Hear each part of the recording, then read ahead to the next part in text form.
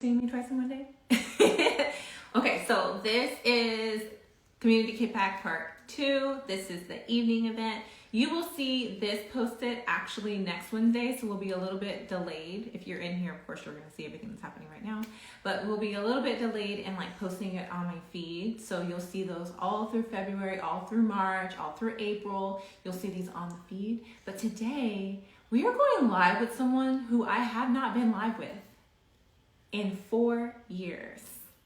The first time I went live with them was actually on my Target page when they were part of the Black History Month collection 4 years ago. 4 years ago. So I am going to let them in and we are going to do another little community kickback chit chat. This whole series is about connecting us, you, me, and everybody on this call with all of my favorite Black creators that you may not know, you may not have found, creators, brands, authors. I'm going to talk to a little bit of everybody here. There's a lot going on in the world. There's a lot of people feeling it in the creator community, but we got us.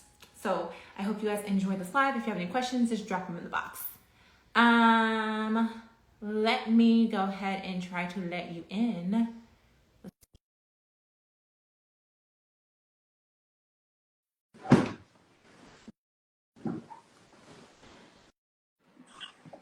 Hi. Hi, how are you? I'm well. How are you doing? Good. It's so good to see you. It's so good to see you. I was know. telling everyone I Oh have my not gosh. talked to you like face to face like this. I think it was like 2021, I think maybe it might have been 2022. 2022. It's honestly since the pandemic, time's not timing like it used to. I have If I'm literally being no idea perfectly what day it honest. is. I have no idea what day it is. So I'm gonna let you introduce yourself, and then I'm gonna introduce myself. Sure thing. So hi everyone, my name is Chioma Nwamaka Ngudo. I'm the co-founder and CEO of Cece's Closet NYC. We're an African-inspired lifestyle brand. We've been able to build a multi-million-dollar brand through community and through people just loving the dope shit that we come out with. So if you want to save your skin, if you want to be out here glowing comme moi, you want to have cute hair, a cute little headband, we have head wraps as well, and you want to clothes that look fantastic on you for all sizes, then come on down to Cece's, baby. I ordered like 3 pairs of your shorts. The shorts are so cute. The shorts are one of our most popular items. Yeah. They're very cute. Yeah. Yeah, I ordered like 3 pairs of them. And then I actually got them when I got them. I got the wrong size, so I got them tailored, and they're even cuter. Like tailored to my little butt cheeks. It's great. But to everyone who may be new to me, you're coming to me from Cece's Closet. I am Marissa. This page used to be Retail While Black, or maybe you know me as Target While Black. I changed my handle, so it is Marissa today. I am an award-winning creator for education and discovery of Black-owned brands, small-owned brands, minority-owned brands. I have talked to so many of your favorite brands, your favorite authors, and we will be doing another community kickback series like this with all the people throughout February, March, April. So I'm here for it. I love the energy. Yes. All the things. I was like, I have to start telling people that I like actually like do things. I have to like stop being quiet about all of it. I think that's one of the toughest things. I think as like a Black woman, I myself, like I always play down what we've been able to accomplish as a business because I think that part of me wants to do more. I always want to do more. So because I haven't gotten to like what my idea of ideal is yet, I feel like I haven't done enough. But at the end of the day, I've done stuff that people ain't done yet. So I'm trying to make sure that I'm talking my shit a little bit more, especially as like we're going through raising money. I gotta talk my shit. Yeah, you gotta learn how to like speak up for yourself. There's a girl on here. Oh my gosh, I don't remember her handle, but I'm gonna have to remember it further in the live. But at the end of all of her captions on her page, she puts like how to support her and what she's done and all that stuff. And I was like, I'm totally doing that because there's new people who come in contact with your videos all the time and they may follow you, but they don't know all the stuff that you have done. You have going on. No, it's true. It's true. That's why I put my website at the end of every single Instagram post. You know exactly where to go to shop. It's so important because, especially after last week, let me tell you, after last week, people were coming to me and treating me like I was brand new. And I was like, no, you're brand new.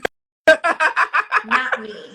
No, I'm glad that you've been talking your talk, because I do feel like, I think that so many people, I think there's a lot of people who are armchair business people, who are armchair brand owners, who know exactly how to run a brand, that have never sold anything to anyone. Yeah. They never really tried to build anything, and it does get very interesting, some of the conversations that people have. But I think at the end of the day, you stick with decisions that you can live with, because at the end of, you're the only person who's gonna be there at night. It's gonna be you and God, baby. So That's you better it. be able to deal with it. That's it. I started just like dropping like bombs and then running away. I'm like, this is a fact. Y'all can like it or not like it. Run. I love it. I love it. Say what it is. I'm like, I'll let y'all eat each other up, but y'all not gonna be having me stressed out. You know, like I'm still in my honeymoon phase. I'm not trying to be stressed out with y'all. Like, You should be. Also, congratulations. Your wedding was so beautiful, by the way. Thank you. It was so beautiful. Thank you. Thank you so much. I had a great day. I'm so glad that I didn't do what I thought I was going to do for my wedding, like all the big stuff. And then I kept it really small. That was super important to making it feel like it was me on that day. No, I think that's so beautiful. I think if I ever find someone that I like enough to spend the rest of my life with, girl, my wedding will definitely be reflective of who I am. I don't care what nobody else thinks. That was super important. Like, you know, the 20. But you know what though? Actually, let me mind my business, because if those $20,000, $30,000, $40,000 weddings, y'all be snapping on those. Y'all really do. Well, I mean, at the end of the day, I know that my wedding is going to be expensive as a Nigerian woman. Yeah, because I want to have two, right? I might could have 3. I don't know what he's gonna be. He might have some cultural stuff too. You know what? That's a good point. You know what I've always wanted to go to? I've always wanted to go to a wedding in India. Those ones I hear are very intense. It looks so beautiful. But they look so incredible. It looks like a good time.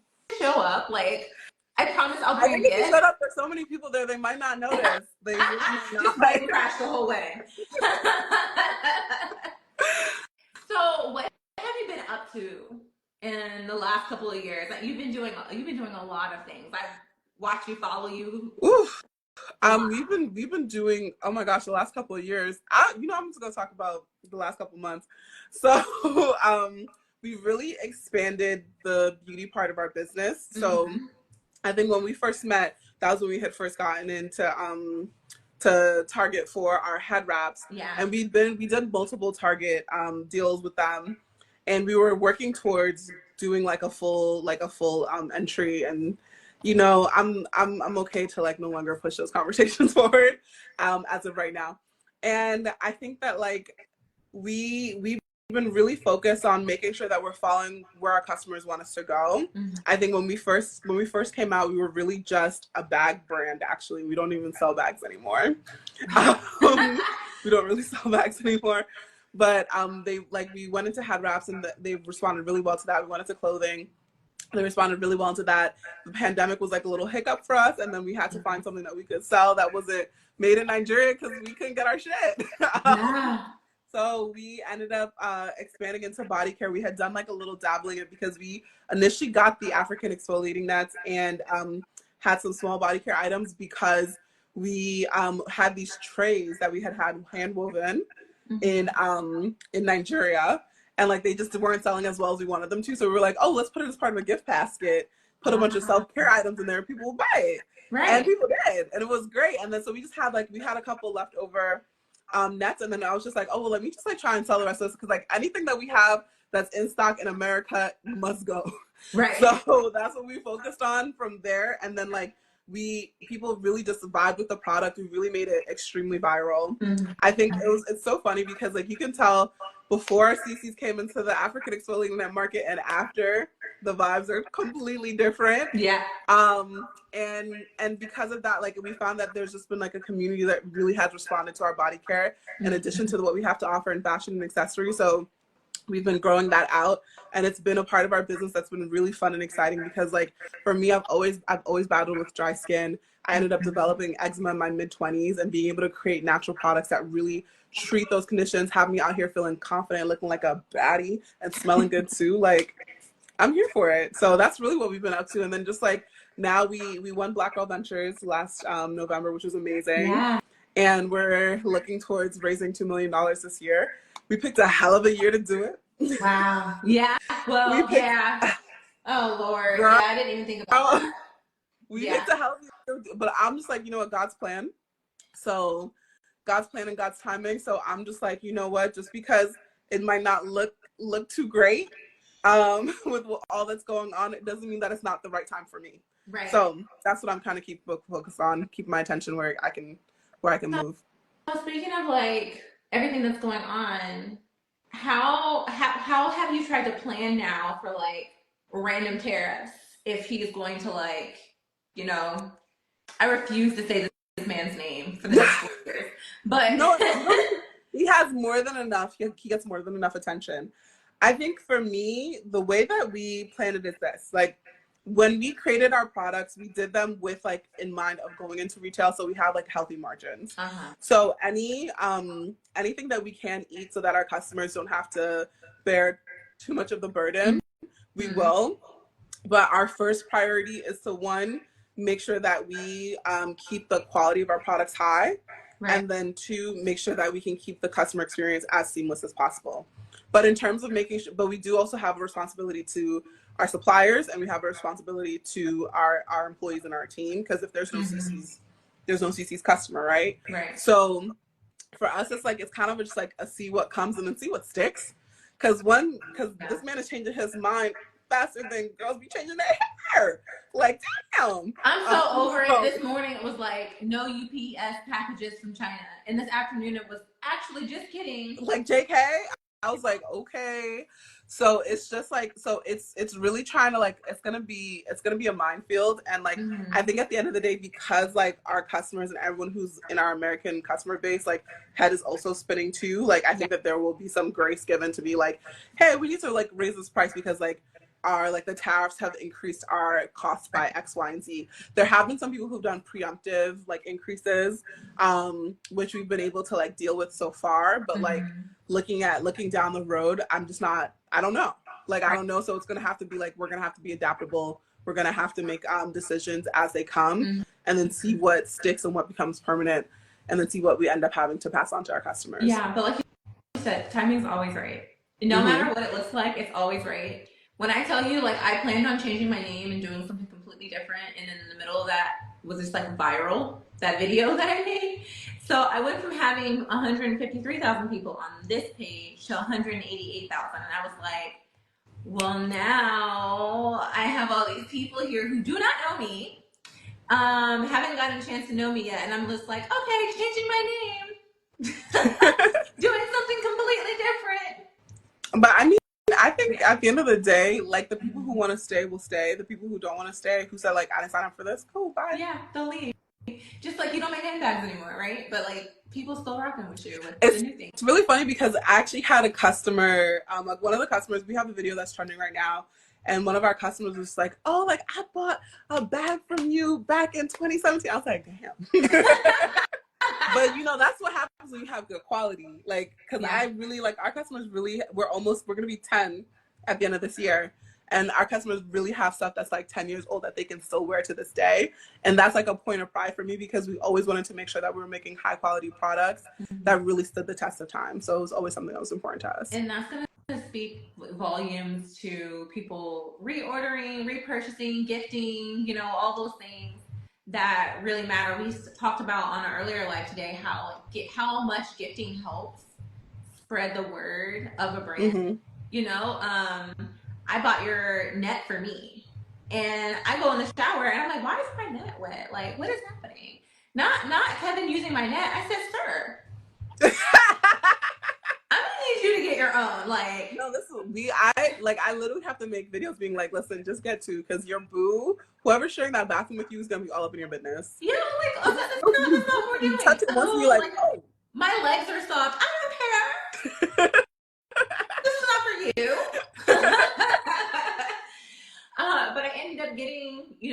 one for Kevin, and then I got one for my kids too, just because I was tired of using loofahs that wasn't working for me. I don't think since I bought your nest, I don't know, maybe like 3 years ago. I've not used a loofah. I don't do that. Girl, I throw my little net in the washing machine. as you should. I throw it in the washing machine and I keep it moving because it really feels like when I leave and I don't know what to do with my net when I travel. That's a whole nother topic. We could talk about it. Yeah. But when I travel, sometimes I don't take it with me. And then like I notice how my body reacts to not having my net. You know, like I get really bad bumps on my back if I don't like keep up using a net and using a good body wash. I don't know why that is. I guess I have a lot of oils that just get trapped there, but I can tell the difference. So if I go for an extended period of time somewhere and I don't have my net, I notice. Yeah. I usually tell people, like, because I would tell people to have like 2 for you. So I was like, you got 3, 1 for you, 1 for travel, and 1 for whoever else is in your bathroom because they're gonna be taking it. But you want to I'll just like take your older one, have that be your one that's for travel. And then with the travel one, just give it like 20 minutes, it dries up, and then you put it in a toiletry bag, you're ready to go. So it's like, it's totally fine to put it into a toiletry bag, totally fine to travel with it. It travels quite well actually, because of how quickly it dries. Yeah, I'm always like worried. I don't know what I'm worried about. Like it's gonna be. I don't know why I'm worried about it being wet when it's never wet. I don't know.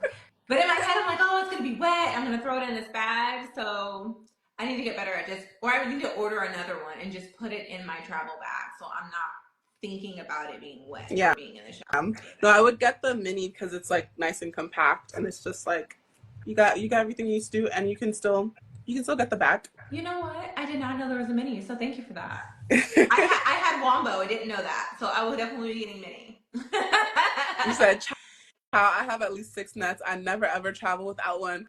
Girl, Betty Lou, I feel you, because I can't do it either. I once forgot it, and I was like using a washcloth, and I was like, oh no, it's not this don't hit like it used to. It's not it. That is like step 1 of showering is a washcloth. When you want to be on step 10, you need all the other things.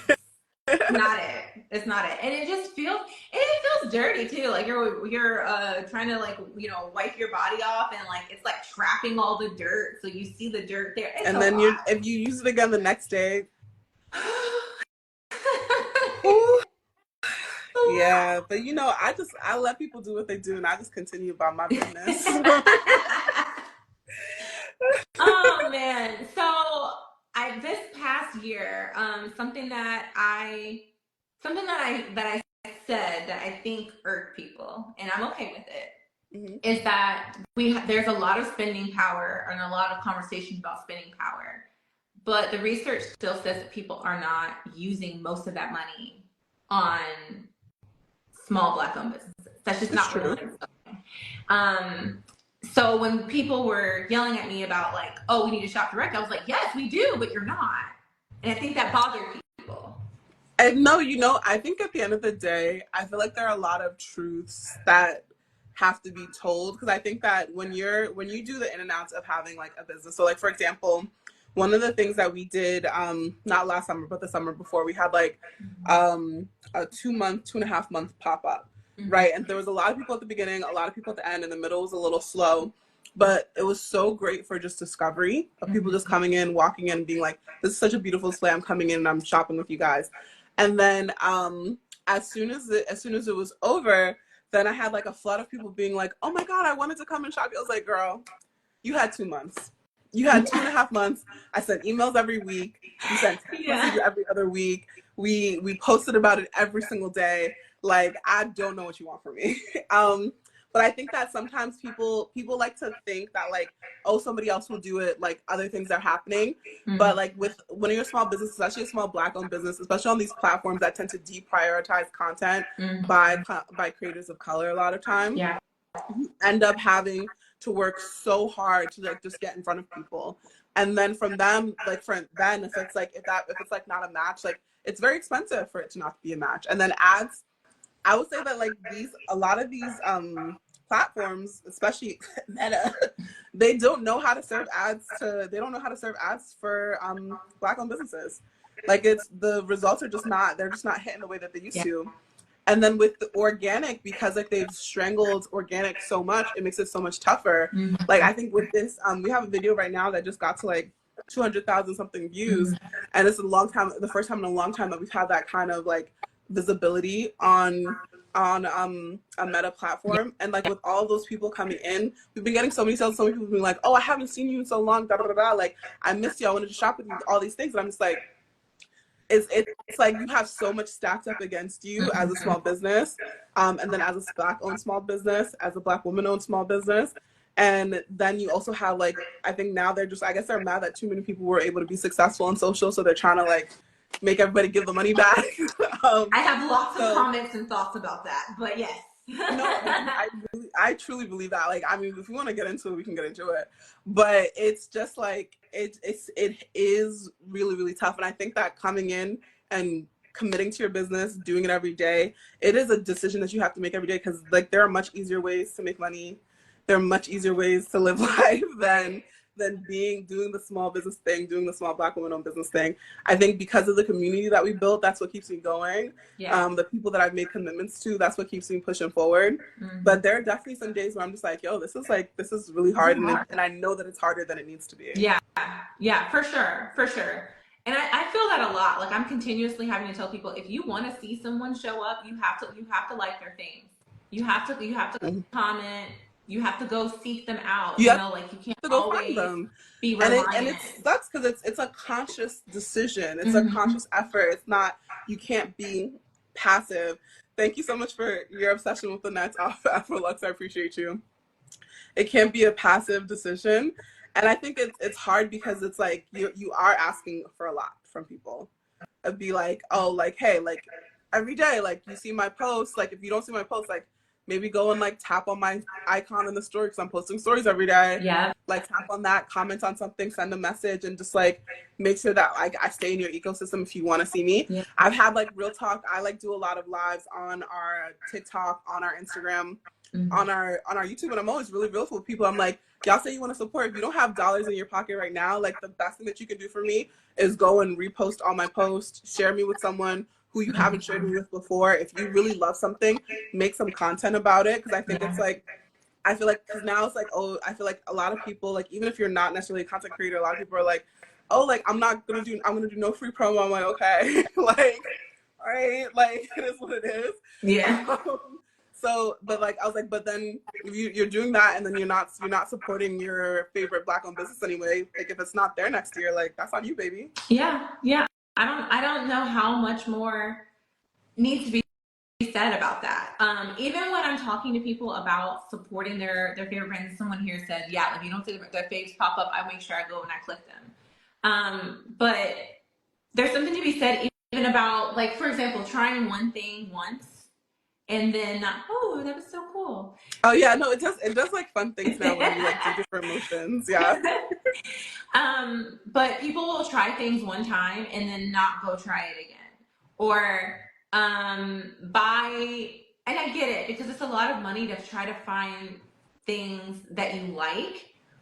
But I honestly, throughout these 4 years, I've tried a lot of Black owned businesses, a lot of small Black owned businesses. I do not like everything.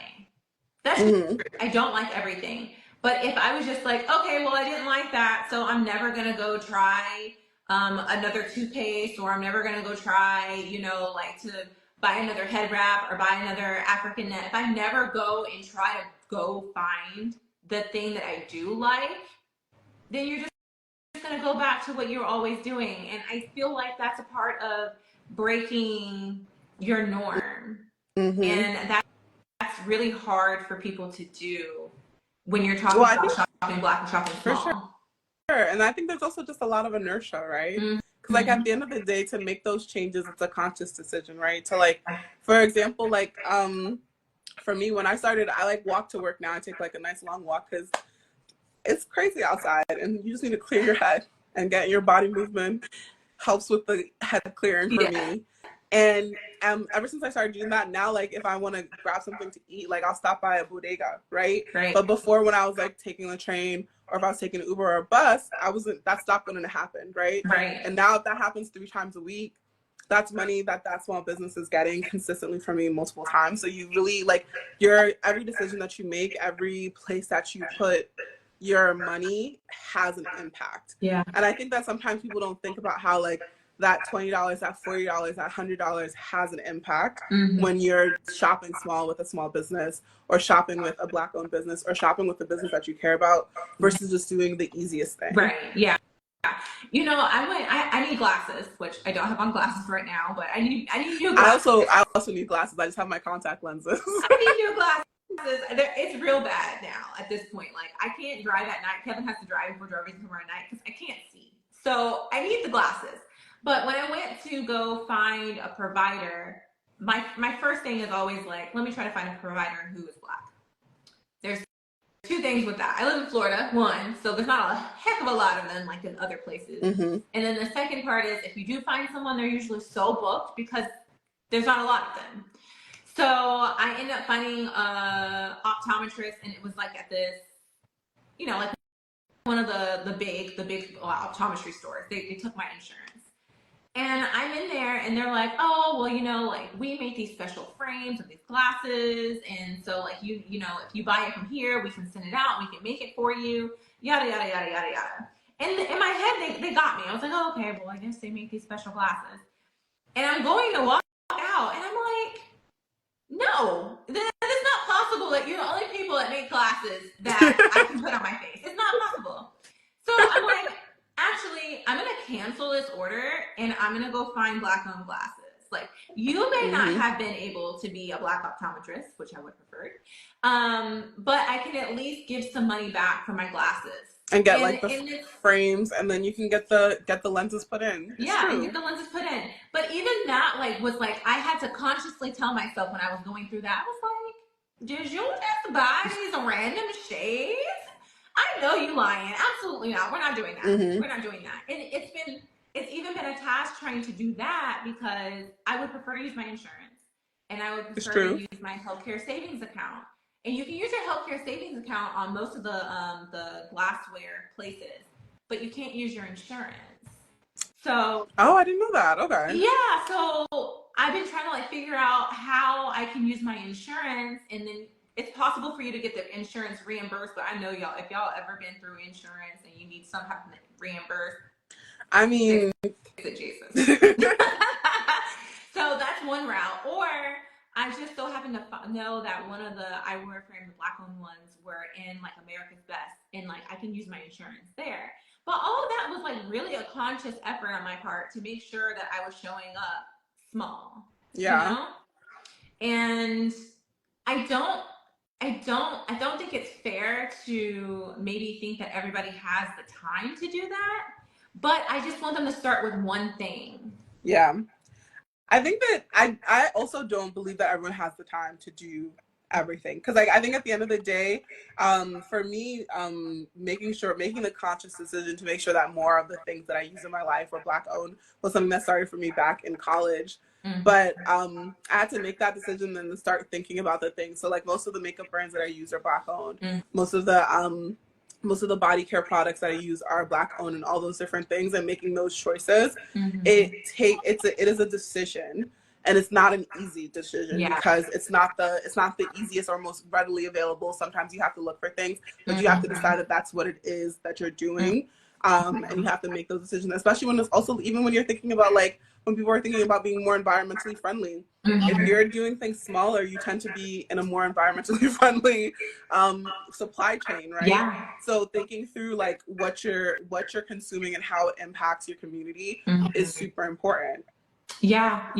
And it's one of those things where I started telling people because I get a lot of pushback sometimes sharing Black-owned brands. Like, being on the internet and sharing Black-owned brands is not fun all of the time, because you always get people, why does it matter what color they are? And I'm like, why did it matter to you so much to say this?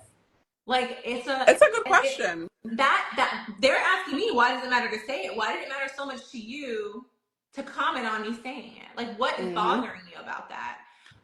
So I got in a whole like tiff with this person because I was like, buying black is buying small. So are you upset that this is a small owned business or that they're black?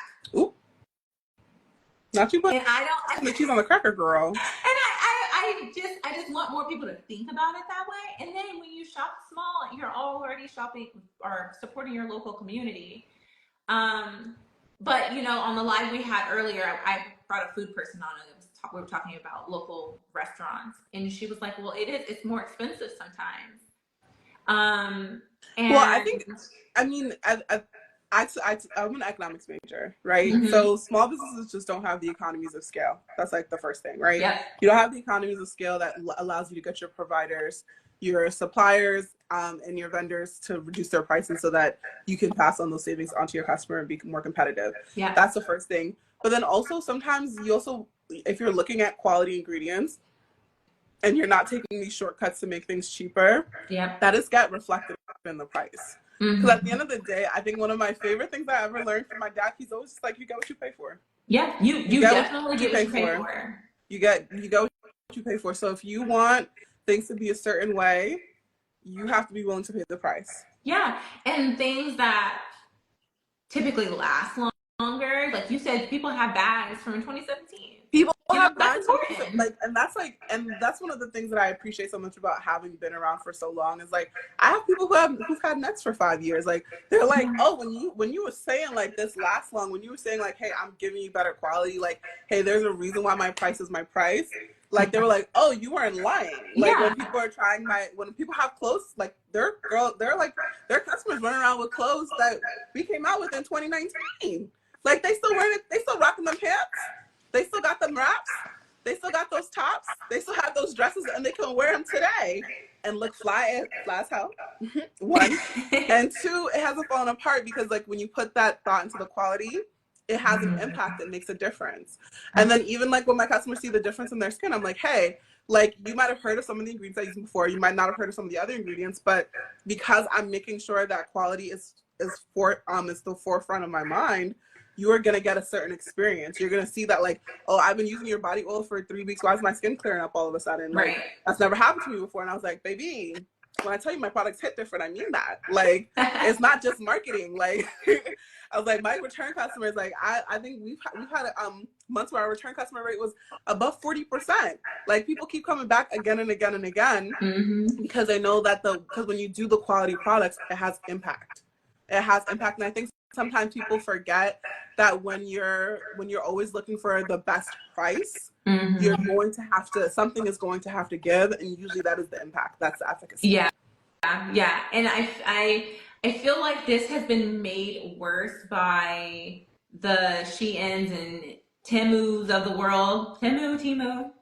You know what I'm talking Girl, about. But it don't get me has been started. made like, you know, you just buy these things. But you know what? You know what? Something that my dad said, and just speaking of things, being poor is expensive because Because you keep buying the same thing over and over again. yeah, because that's you know it feels like you're able to purchase this. I don't know. Let's say a $10 belt. Well, then you purchase the $10 belt 5 times over a year when you could have bought a $50 belt that would have lasted you The 5 entire years. year. Mm-hmm. But then I always have to check myself. Like, are we being? Well, I think two things. Like, I think that like fast fashion is an addiction. Mm-hmm. Let's be so real about it. It's an addiction, Yeah. just like social media is an addiction. I think that there have been ways that people have found to like gamify things in order to push our consumption higher. Yep. And part of like there is also like a purposeful degrading of the quality of the things that we're able to buy, because when you reduce that quality, then you're able to get people to buy more often, right? Right. So like even though clothes are quote unquote cheaper now, you probably find that your spend, the portion of your income that you're spending on clothes is probably higher. Yeah. Because you're buying them so often. And then also like I think one of it's either Temu or Shein had like their whole like tagline, which was shop like a billionaire. I'm like, Mm-mm. I guess you do feel like a billionaire when everything's $2. I But, guess. You know what? That's a good point. I'm sure you but would. Like when you have a whole floor full of new things that are going to have a hole in it tomorrow. mm-hmm. If Like you I could think get there was hit. even I think one time they had got me and I bought like a pair of pants. I wore them once. Uh-huh. I was only able then they had a hole. And even I'll also even say I'm on TikTok Shop and I think it's been a great part of helping me grow my business. Uh-huh. But even there, it's like it also creates really, really bad shopping habits. One of the sets that I had gotten from them because I was like, this is really cute and I need some comfy sweaters and it was cold as heck outside, girl. Like this New York winter, ain't been playing with me. Like let me get some comfy pants. I was only able to wear those pants one time and then the waistband was completely gone. And I was like, these pants were not too tight. They fit. So it's Yeah. just like I think we see that quality going down really quickly.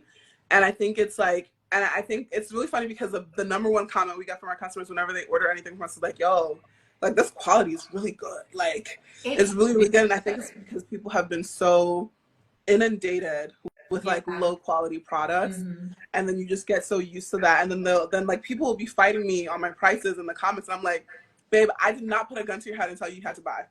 I simply did not do that. Like, You know, I've never went into Forever 21 and been like, these pants aren't my size, let me tailor them.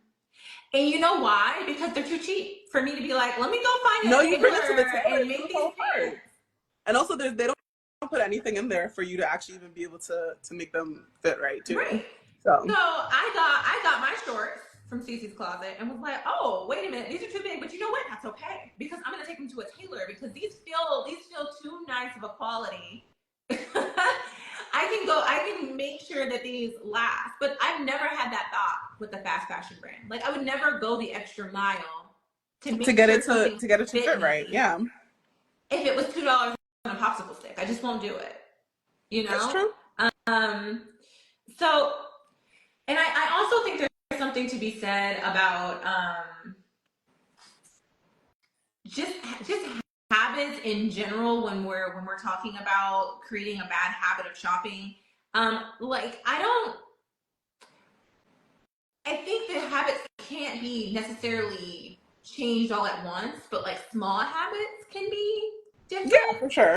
Um, so I started a couple years ago going to thrift stores again. Like I went to thrift stores a lot when I was younger. But I hadn't been in a while. And all the stuff, all the things that are at the store are at the thrift store. They're all there. And I feel like if you can just change that one thing, like, oh, instead of like, oh, I'm gonna go to Target today, to find a pair of jeans.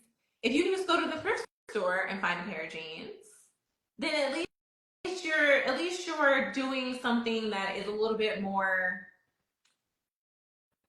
quality friendly. You know what I mean? Mm-hmm. Something that is going to be recycled in a way. Mm.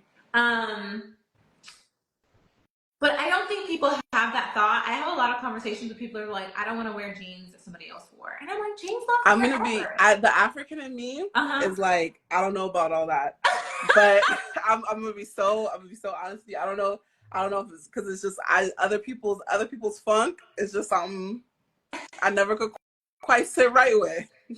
But I think that like I understand where you're coming from. I think for Right. me, when it comes to thrift store shopping, it's more of like a size thing. They don't usually have my size or they have limited options. From what I've seen, but I've never really been that deep into thrifting. But I do Mm-hmm. understand how that can have like a really good impact in terms of like environmental impact. But I think that with fast fashion creating so much Mm-hmm. so quickly, it makes it really like that's like a tide that we've got to stem, Yeah. especially for the environment. Like I watched this documentary on Netflix, and every time I watch a documentary on Netflix, I'm always shook. I'm always out here being like, dang, it's all coming to an end, isn't it?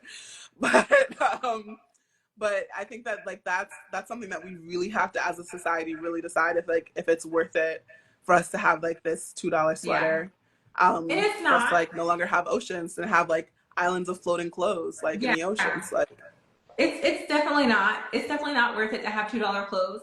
And another point I was going to bring up about thrift stores is because well, let me not say like Goodwill. Like, I'm not talking about Goodwill. I'm talking about a good thrift store.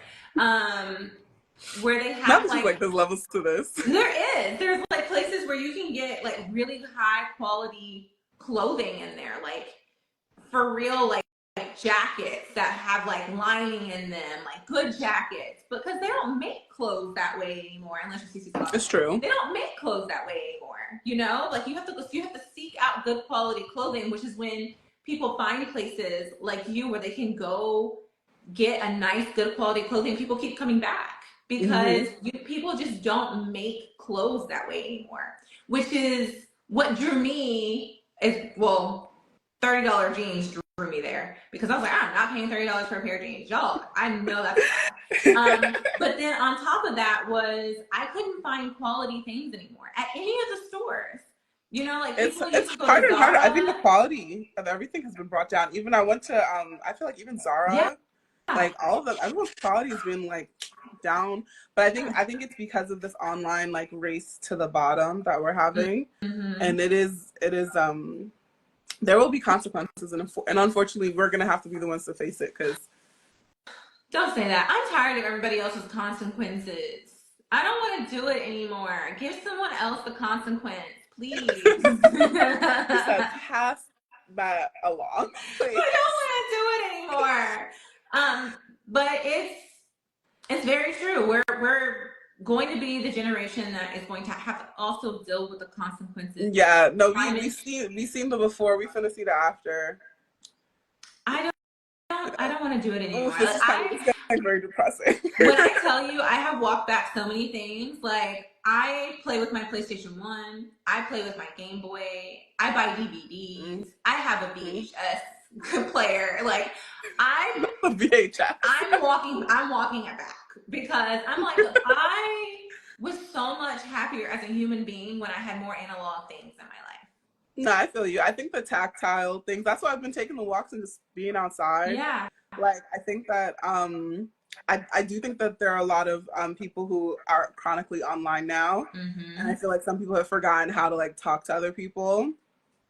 And I always try to remember that because sometimes people will come at you with an energy that is interesting to say the least. And I always have to remind myself that, like, you know, they're not seeing me as like a person, they're seeing me as a screen. And like I have to also make sure that I do that work to see the person on the other side of the screen. Because sometimes it's really hard to be kind to people when they come at you sideways. It's because you're like, what do you mean? Like, we didn't do anything. Like, I was like, I just said hello. I just like the morning. We didn't do anything. You're coming out with me all this hostility. Like, someone, I don't forget what I said, but they were like, so it's my fault? And I was like, no, I call you out. Baby, this is not your page. I was not talking the shoe fits. I was not talking specifically to you, but I feel like it is really hard when you're not seeing a person in front of you to remember that that is a whole human. Even, this is going to be an unpopular opinion, but even when people like clap back at social media managers that are handling social media for brands' pages, like let's say UPS or Amazon Books, right? I'm always like, you're trying to clap back at that brand for saying or doing whatever they did, but that's a person who is running that account that you're screaming at because of their job. Do you know what I mean? That feels weird to me. Like, there's have you know bookshop.org? Bookshop.org, no. Yeah. So they have a whole bookstore on there. They're trying to compete with Amazon. They are competing with Amazon. But they have like a whole bookshop on there, and you can support your local bookstore through buying books from them. So you can. This is one. I think they had mentioned it in that video about the bookstore that's next to the pizza place that's shutting down in Bed-Stuy. Yes, they had mentioned it. Yes. So sometimes they have like online bookstores, and you can contribute your dollars that you purchase to the bookstore that you want to support, whatever one it is. Oh, okay, that's good to know. Yeah, so it's really cool. And Amazon posted something about books too, and they kind of clapped back at the Amazon person like about their books. They were like, "Oh, you know, at least we like pay authors fairly, and we're not trying to sell books for $2 basically." And I was like, "But You know what? Here's the thing though. The only but." this is the thing. I'm gonna say I feel two ways about it. Uh-huh. I understand where you're coming from because yes, it is another person on the other side of Yeah. it.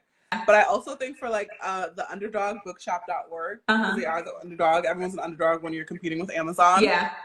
They are trying to find a way to like get attention for their brand. And they're doing a like, great job. And I'm gonna be so 1,000% real with you right now. Uh-huh. You can put a positive thing on there and it will get 1,000 likes. You put something that's negative out there, you will get 1 million. It's really crazy like how much more responsive we are to negative content. And it's unsettling for me because I'm just not a negative person. I'm gonna be to do it. like I will not do it. It's not who I am. But I think at the same time it's also just like, yo, like I think that like because like reach is being so strangled on these platforms, like whatever platform it is, like I can show you someone who was here a year ago, someone who's here right now, and how much their reach has been strangled. Like even the content creators, everyone is feeling it. Yeah. Everyone is feeling it. The algorithm isn't working for anybody. That's why what's his face is punching the air, looking like a lizard. Anyway, it's not working for anybody. And it's just like, and I think that sometimes like it sucks that sometimes you have to like get into like this space that's not necessarily who you are in order to be able to like be seen. But at the end of the day, visibility is like the difference between your business being here and not. Yeah. I get that. I don't like how it feels when I say something negative and people like respond to it. I do not like that. Like even again, like the video I posted last week, I was like, I've been doing this work for how long? And I say something negative and now there's 30,000 more people here. What? Yeah. You know, like and it's like, oh yay, like it's great. Like I'm glad that more people are here. Don't get me wrong. But also I want people to know that when they're here, they're going to get like a positive experience. I don't want them to feel like they're going to get like Marissa responding to news, every time something bad happens at a retailer or a place, because I don't want to be negative. I don't want to engage in it. But just overall, it's hard to be that way on socials because if you say something in the negative way, just on the overlay, you get more people. No, it's true. It's true. And it's hard. I think that there's going to be a study done on what social media and having this like online life has done to degrade our mental health. Yeah. Because it really, I can like, I've even felt the effects on my mental health, and I was like, I would consider myself an extremely mentally strong person. Like I'm not the type of person to break. Like that's not how I was built. That's not how I was raised. But it wears on you, and it's like a time thing. I think 10 years online has definitely weared on me, like mentally and emotionally, in a lot of ways, and just because of all like the constant like the barrage of imagery, of content, of like sentiments, like it does feel like it can feel very overwhelming at times for sure. And like even especially like because even when something's trending and it's like not even like you did anything, but people have just like taken a negative context to it, like you didn't even do anything negative, right? And people are taking negative context to it. It weighs on you. It does. It gets really stressful. It does. I've had to put in like markers to not do things. So I have a timer set on how much time I can spend on social media, and then my phone will be like, your time is up on socials. I've had to have days where I completely log out and do not get on social media for that whole day, because it's too much, especially now with all the news that's going on so quickly, so fast. Girl, like every hour. There's always something so bad and devastating happening to people, and it feels hard when you get all this news at once and you can't fix it. Like there's nothing for you to do, And I also think, as an aside to that, people expect you to comment on every bad thing that happens. You know, like, It's true. and There is that expectation. that's really difficult for me, because I'm like, I don't need to, like, what do you guys want me to say, that this is horrible and this is terrible? You know, like, I don't. No, but but I also like it because I think that there seems to be more of an expectation for commentary than for action. Yes. And I don't like that. Yes. Because I'm like, at the end of the day, like, I think that, like, for me, I will say this, like, however people choose to spend their money, how you spend it matters. But when you take that action and people feel the results of your action, you're more likely to get the outcomes that you're looking for. Right. And that's what it's like. That's what I can get frustrated with sometimes, because I feel like for some people, just like someone coming online being like, this is terrible, is enough.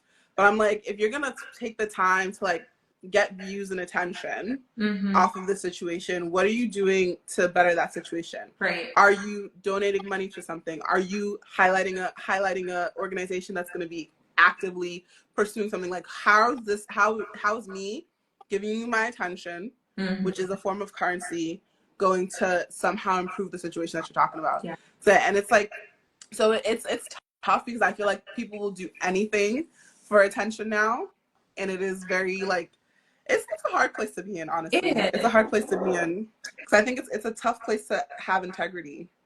And you know what? I said this the other day. I was like, integrity is what you do when people are not watching you, not what you do when people are watching you. And I feel like that's very school teacher of me to say it that way, but that's the way I would explain it to my kids when we have to go over our mission statements at the beginning of the year, and they would be like, well, what's integrity? What you do when people aren't watching.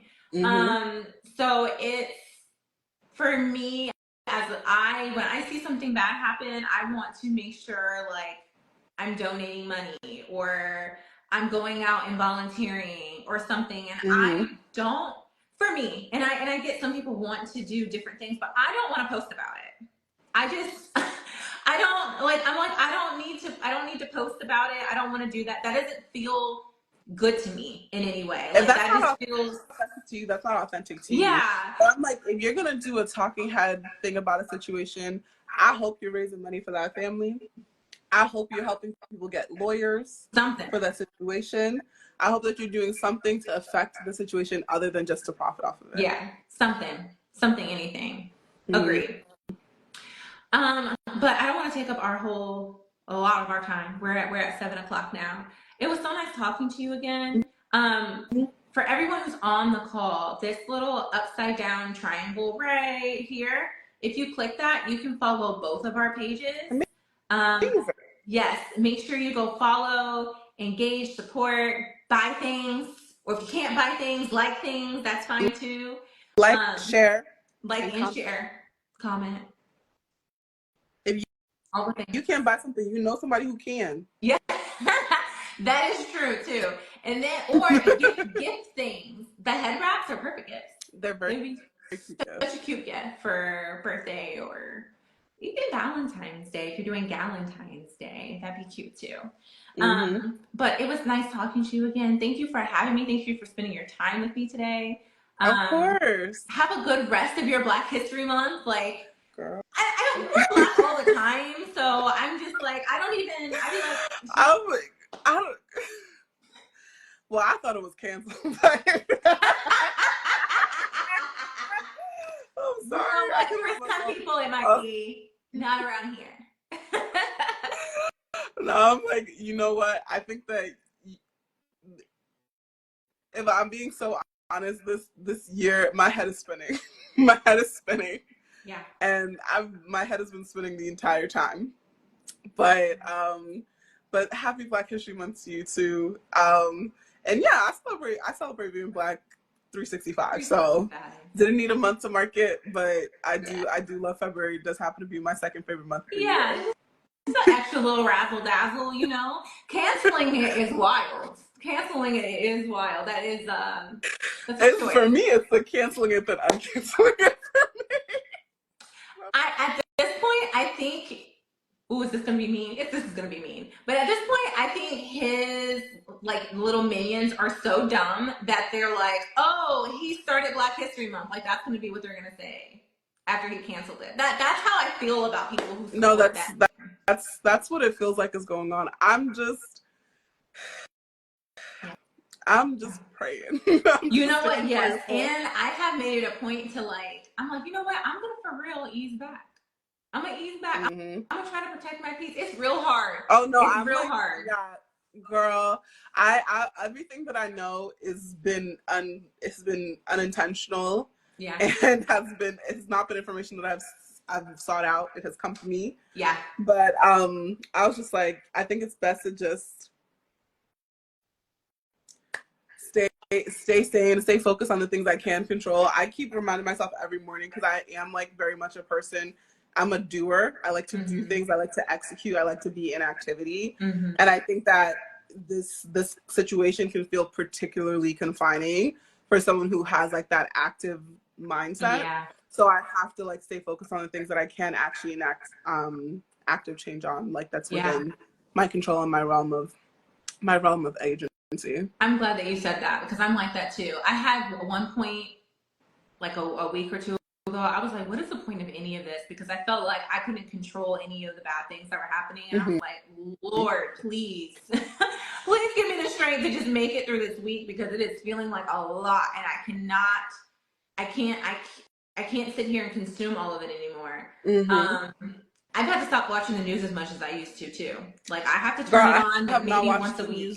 In about a year at this point. If it's meant to come to me, it's coming. Yeah, it's too hard. It's too hard. It's just like one thing. It's back to back to back to back to back. It's a lot. It's a lot.